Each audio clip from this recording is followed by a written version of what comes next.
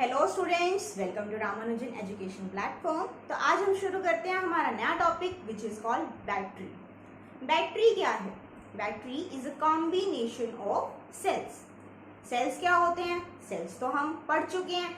Sales होता है कि एक फॉर्म ऑफ एनर्जी को जो दूसरी फॉर्म ऑफ एनर्जी में कन्वर्ट कर दे उसे हम क्या बोलते हैं? Cells. And combination of cells क्या होता है? Battery. Combination of cells is called battery. Okay, तो यहाँ पर हमारे पास दो तरह के सेल्स यूज किए जाते हैं। कौन कौन से? First is primary cells and second is secondary cells. Primary cells क्या होते हैं? They are non rechargeable. Non rechargeable यानी कि हम उनको दोबारा रिचार्ज नहीं कर सकते। अगर वहां पर इलेक्ट्रोलाइट खत्म हो गया, ठीक है, रिएक्शन हुई और वो खत्म हो गया, तो वो जो है वहां पर रिएक्शन होना बंद हो जाएगी, वो सेल वर्क करना बंद कर देगा। राइट? ये हमारे पास कहाँ यूज होते हैं? नॉन रिचार्जेबल सेल्स कहाँ यूज होते हैं? पढ़े होंगे, रिमोट्स में हम यूज करते हैं। जो इतने इतने सेल्स होते हैं, है ना, रिमोट्स में यूज करते हैं हम, टॉर्च में करते हैं, ओके, क्लॉक्स में करते हैं। तो ये हमारे पास यूज होते हैं। ये क्या होते हैं? हमारे पास प्राइमरी सेल्स ही हुआ करते हैं, क्योंकि इनको जब हम यूज कर लेते हैं एक टाइम तक तो ये काम करेंगे, फिर हमें क्या करना पड़ता है? इनको रिप्लेस करना पड़ता है। राइट? तो अब देखो, प्राइमरी सेल्स जो है हम यहाँ पर दो पढ़ेंगे। कौन कौन से? Leclanche cell and mercury cell. Okay, and secondary cell क्या होते हैं? रिचार्जेबल। रिचार्जेबल यानी कि हम उनको रिचार्ज करके बार बार यूज कर सकते हैं। एक और यहां से बात निकली कि जो सेकेंडरी सेल्स हैं उनकी लाइफ प्राइमरी सेल्स से ज्यादा होगी, है ना, क्योंकि उनको हम प्राइमरी सेल्स को एक बार यूज करके, मतलब कि कुछ टाइम तक वो काम करेंगे, फिर वो काम करना बंद कर देंगे, लेकिन इनको हम बार बार रिचार्ज करके यूज कर सकते हैं। राइट? तो अब देखो सेकेंडरी सेल्स में कि हम दो पढ़ेंगे सेकेंडरी सेल्स। कौन कौन से? Lead storage battery and fuel cells. Lead storage battery and fuel cells. Okay, तो फर्स्ट ऑफ ऑल हम शुरू करते हैं प्राइमरी सेल्स। ओके, तो देखो प्राइमरी सेल्स में फर्स्टली हम पढ़ेंगे लैक्लांशिया सेल को। Okay, Leclanche cell. अब एक चीज देखो, जब हमारे पास क्वेश्चन आएगा एग्जाम में, क्वेश्चन आता है एग्जाम में, तो वहां पर अगर हमें फुल मार्क्स लेने हैं तो वहां पर क्या क्या लिखना जरूरी है? क्या क्या लिखना जरूरी है? एनोड। एनोड कौन है? वहां पर क्या रिएक्शन हो रही है? सेकेंड, कैथोड, वहां पर क्या रिएक्शन हो रही है? ओवरऑल रिएक्शन क्या हो रही है? And electrolyte. ठीक है, तीन चीजें हुई ये। फोर्थ होती है इनकी वोल्टेज। प्राइमरी सेल्स की हमें वोल्टेज भी लिखनी होती है। ओके, तो जब अगर हम ये चारों की चार चीजें लिख आते हैं तो हमारा एक भी मार्क कटने का कोई भी चांस नहीं रहता है। ओके, तो अब देखो लैक्लांशिया सेल पढ़ते हैं। इधर देखो, इस तरह का सेल्स हमारे पास होता है। देखो यहाँ पर एक कंटेनर, ठीक है, एक कंटेनर होता है जिसमें कि ये देखो ये रोड होती है ग्रेफाइट की। अगर सेल देखा हो उसमें थोड़ा सा ऊपर उठा हुआ पार्ट होता है, राइट? तो वो क्या होती है? ग्रेफाइट रोड होती है। ग्रेफाइट रोड होती है, ओके, जो कि एक्ट करती है एज कैथोड। जो कि एक्ट करती है एज कैथोड। और जो ये कंटेनर है, जो ये पूरा कंटेनर है, ये किसका बना होता है? जिंक का। ये किसका बना होता है? जिंक का। और ये एक्ट करता है एज एनोड। ओके, वही बात है ना कि हमें देखना है कि एनोड पर कौन है? एनोड पर कौन है? जिंक है। ठीक है, कैथोड कौन है? हमारे पास ग्रेफाइट रोड है। इतना हमें क्लियर हो गया। ग्रेफाइट रोड जो है कैथोड, हमारे पास क्या है? मिडिल में एक रोड है जो कि क्या है? कैथोड। और ये रोड जो है नीचे तक टच नहीं होनी चाहिए। ओके, फिर ये जो रोड है ये सराउंडेड है by the powdered manganese dioxide plus carbon powder. Okay, ये क्या है? Powder of manganese dioxide and carbon. ठीक है, जो कि इसकी रिएक्शन को सपोर्ट करता है। ओके, ये क्या होता है? पोरस होता है। ये क्या होता है, पोरस होता है, इसे हम क्या बोलते हैं, डीमोलराइजर। डीमोलराइजर सिर्फ इसका क्या काम होता है, कैथोड और एनोड को सेपरेट रखना, कैथोड और एनोड को सेपरेट रखना। ओके, तो ग्रेफाइट रोड है which is surrounded by powdered manganese dioxide and carbon. Okay, ये हमारे पास होगी पोरस लाइनिंग जो कि क्या काम करती है, कैथोड और एनोड को सेपरेट रखने का काम करती है। ओके, फिर इसके बाहर, इस लाइनिंग के बाहर होता है हमारे पास इलेक्ट्रोलाइट। यहाँ क्या होता है, इलेक्ट्रोलाइट। इलेक्ट्रोलाइट में क्या है, paste of ammonium chloride and zinc chloride. क्या है, paste of ammonium chloride and zinc chloride, right. तो अब हमें यहाँ पर पता चल गया कि एनोड कौन है, कैथोड कौन है और इलेक्ट्रोलाइट कौन है। ओके, तो अब हम करते हैं इनकी रिएक्शन। देखो, एनोड पर क्या होती है हमेशा, ऑक्सीडेशन, ठीक है, ऑक्सीडेशन। तो क्या है, जिंक। एनोड पर कौन है, जिंक, क्या हो जाएगी, ऑक्सीडेशन करवा दे, जिंक +2 इलेक्ट्रॉन। ये तो सिंपल थी। ओके, अब हम बात करते हैं कैथोड पर। ये तो क्या थी, सिंपल थी। अब हम बात करते हैं कैथोड की। यहाँ पर देखो क्या होगा, यहाँ पर रिडक्शन होगी MnO2, मैग्नीज डाइऑक्साइड की। क्या होगी, रिडक्शन होगी मैग्नीज की। क्या प्रेजेंट है हमारे पास, मैग्नीज डाइऑक्साइड। तो अब एक चीज देखो, यहाँ पर मैग्नीज की जो ऑक्सीडेशन स्टेट है वो क्या है, +4। हमें एक चीज याद रखनी है कि यहाँ पर रिडक्शन में मैग्नीज की ऑक्सीडेशन स्टेट +4 से कन्वर्ट होगी +3, ठीक है। अगर हम ये चीज याद रखते हैं तो रिएक्शन को करना बहुत इजी हो जाएगा। देखो, क्या रिडक्शन होगी किसकी, मैग्नीज डाइऑक्साइड की, ठीक है। हमें क्या याद रखना है कि मैग्नीज +4 स्टेट से +3 में जाएगा। ओके, तो अब देखो रिडक्शन में क्या होता है, गेन ऑफ इलेक्ट्रॉन, करवा दें, ठीक है, +4 से +3 यानी कि एक ही इलेक्ट्रॉन को गेन करेगा, ठीक है। क्या आ जाएगा, यहाँ पर ले लेते हैं, Mn +3 में जाएगा, ठीक है। एक तो लगा दिया हमने ऑक्सीजन,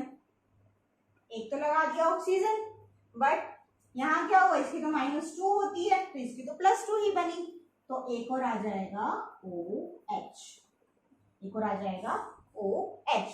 अब देखो ये +3 ऑक्सीडेशन स्टेट में आ गया, ठीक है। इसका नाम क्या होता है, manganese oxide hydroxide, manganese oxide hydroxide.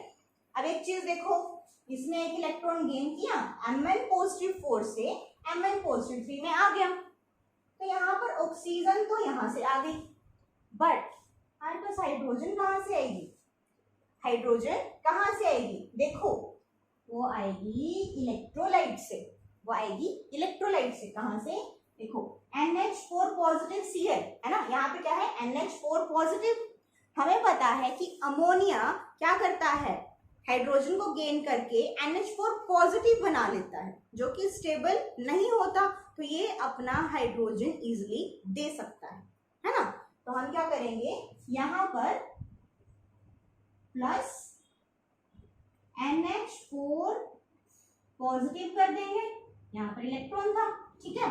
अब एक चीज देखो, एक इलेक्ट्रॉन इसने दे दिया, सॉरी एक हाइड्रोजन इसने इसको दे दिया, तो क्या बचा, NH3, अमोनिया बचा, ठीक है। अब देखो क्या ये रिएक्शन बैलेंस्ड है, हाँ ये रिएक्शन कंप्लीटली बैलेंस्ड है। तो इस तरीके से हमें दिखाना है इनकी रिएक्शन। अब इसकी ओवरऑल रिएक्शन हम लिख सकते हैं, ठीक है, ओवरऑल रिएक्शन हम इसकी लिख देंगे इनको ऐड करके। ओके, तो ये होता है हमारे पास लेग्रांजे सेल। ओके, ये होता है हमारे पास लेग्रांजे सेल, और जो इसकी वोल्टेज होती है, इसकी वोल्टेज होती है 1.2 to 1.5 वोल्ट, ठीक है। तो अब हमने जो है सबके सब काम कर दिए, डायग्राम बना दिया, एनोड कौन होगा, कैथोड कौन होगा, इलेक्ट्रोलाइट कौन होगा, एनोड पर रिएक्शन, कैथोड पर reaction and their overall reaction. Overall reaction के लिए हमें क्या करना होता है, जस्ट प्लस करना होता है, बस हमें क्या ध्यान रखना है, यहाँ पर दो इलेक्ट्रॉन लूज हुए हैं तो यहाँ पर दो ही इलेक्ट्रॉन गेन करने पड़ेंगे, बट ये रिएक्शन तो क्या है, बैलेंस है, ठीक है। तो हम क्या कर देंगे, मल्टीप्लाई बाय 2 कर देंगे। अब तो ठीक है, तो अब इसको जो है डायरेक्ट हम प्लस कर सकते हैं, वो आ जाएगी इसकी ओवरऑल रिएक्शन। ओके, इतना अब हमें क्लियर हो गया। क्या था, एनोड कौन था हमारे पास, जिंक कंटेनर, जो पूरा का पूरा कंटेनर है ये क्या है, zinc container which act as anode. और जो ये रोड होती है बीच में सेल के, वो क्या होती है, ग्रेफाइट रोड होती है, जो कि सपोर्ट करती है किसको, रिडक्शन को। तो क्या है, कैथोड है, ठीक है। रिडक्शन किसकी होगी, this is surrounded by powdered manganese dioxide and carbon powder, ठीक है। तो कार्बन और ग्रेफाइट रोड यानी कि मतलब वो तो है ही, कार्बन ही है, ये क्या सपोर्ट करते हैं रिडक्शन ऑफ MnO2, ठीक है। इसको याद करने के लिए हमें क्या ध्यान रखना है कि मैग्नीज पॉजिटिव 4 से पॉजिटिव 3 में जा रहा है, इतनी सी चीज हमें याद रखनी पड़ेगी। क्या, मैग्नीज पॉजिटिव 4 से मैग्नीज पॉजिटिव 3 में जा रहा है, तो हमारी रिएक्शन बहुत इजी हो जाएगी। मैग्नीज हमारे पास क्या था, हमने इलेक्ट्रॉन गेन करवाए, तो क्या आ गया, वही एक इलेक्ट्रॉन गेन करवाना है, क्योंकि हमें पॉजिटिव 4 से पॉजिटिव 3 में जाना है। तो Mn पॉजिटिव 3 आ गया, एक ऑक्सीजन ले लिया यहाँ से, ठीक है। तो लेकिन अब यहाँ पर इसकी ऑक्सीडेशन स्टेट पॉजिटिव 3 नहीं हुई, तो क्या हुआ, एक OH भी आ गया। ये क्या बना, मैग्नीज ऑक्साइड हाइड्रोक्साइड, ठीक है। तो अब ऑक्सीजन तो आ गया, बट हाइड्रोजन नहीं आया था। हाइड्रोजन कहाँ से आएगा, इलेक्ट्रोलाइट से, है ना। इलेक्ट्रोलाइट से NH4 पॉजिटिव इजिली इसको एक हाइड्रोजन दे सकता है। तो क्या हुआ, हमने NH4 पॉजिटिव को जोड़ दिया, इसने एक हाइड्रोजन जो है मैग्नीज डाइऑक्साइड को दिया, और बचा क्या, NH3, अमोनिया यहाँ पर लिबरेट हो गया। ओके, तो जैसे जैसे टाइम चलेगा हमारे पास इलेक्ट्रोलाइट, लिखो इलेक्ट्रोलाइट कंज्यूम होता जा रहा है, ये रिएक्शन होती चली जाएगी। तो एक टाइम के बाद क्या होगा, ये वर्क करना बंद कर जाएगी, जब ये पूरा का पूरा इलेक्ट्रोलाइट कंज्यूम हो चुका हो, ठीक है, तब ये बंद कर देगी। और वहां पर क्या होगा, देखो NH3 क्या होता है, NH3 अमोनिकल स्मेल, एक अजीब सी स्मेल आना शुरू कर जाती है वहां से। वो किसकी स्मेल होती है, अमोनिया की स्मेल होती है। ओके, तो अब हम चलते हैं सेकंड पर। सेकंड क्या है हमारे पास, मर्क्यूरी सेल, ठीक है। सेकंड क्या है, मर्क्यूरी सेल। देखो मर्क्यूरी सेल्स कौन से होते हैं, वो बटन सेल्स, जो कि हम वॉचेस में यूज करते हैं। देखा होगा ना कभी वॉच खोल के, तो उसमें क्या होता है, बटन टाइप का सेल्स होते हैं, जिसे हम बोलते हैं बटन सेल भी बोलते हैं। वो किसके होते हैं, मर्क्यूरी सेल बोलते हैं उनको, ठीक है। मर्क्यूरी सेल, क्योंकि उनमें एक जो कॉन्स्टिट्यूएंट है वो मर्क्यूरी भी होता है, इसके नाम से उसका नाम रख दिया क्या, मर्क्यूरी सेल, ठीक है। किसमें यूज होता है, वॉचेस में, हियरिंग एड्स में। ओके, तो इन सब में जो है हमारे पास बटन सेल्स को ही हम क्या बोलते हैं, मर्क्यूरी सेल। और बटन सेल जो है मोस्टली हम वॉचेस में, हियरिंग एड्स में देखने को हमें मिल जाते हैं। ओके, अब यहाँ पर हमें वही करना है क्या, कि एनोड कौन है, कैथोड कौन है, इलेक्ट्रोलाइट कौन है,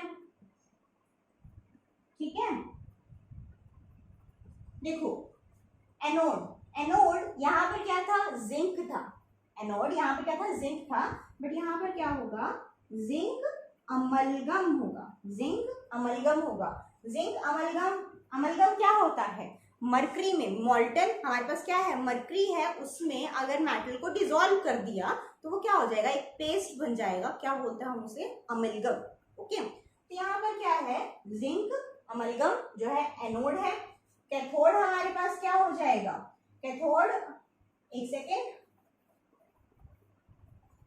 मर्क्यूरी सेल, हाँ यहाँ पे क्या हो जाएगा, mercuric oxide plus carbon. Cathode क्या होगा, मर्क्यूरिक ऑक्साइड प्लस कार्बन। और इलेक्ट्रोलाइट क्या होगा, KOH plus ZnO, zinc oxide. Okay, anode क्या है, जिंक की जगह जिंक अमलगम है यहाँ पर। कैथोड कौन होगा, मर्क्यूरिक ऑक्साइड प्लस कार्बन। और इलेक्ट्रोलाइट कौन होगा, KOH प्लस ZnO, ठीक है। अब हम करते हैं इनकी रिएक्शन। एनोड पर देखो, एनोड पर रिएक्शन देखो, जिंक अमलगम, ठीक है। जिंक अमलगम, यहाँ पर कोई भी आयंस मतलब कि चार्जेस नहीं होते हैं, तो जिंक क्या है, जीरो स्टेट में ही है। ओके, अब हमें इसी क्या करनी है, एनोड पे क्या होती है ऑक्सीडेशन, एनोड पे क्या होती है ऑक्सीडेशन।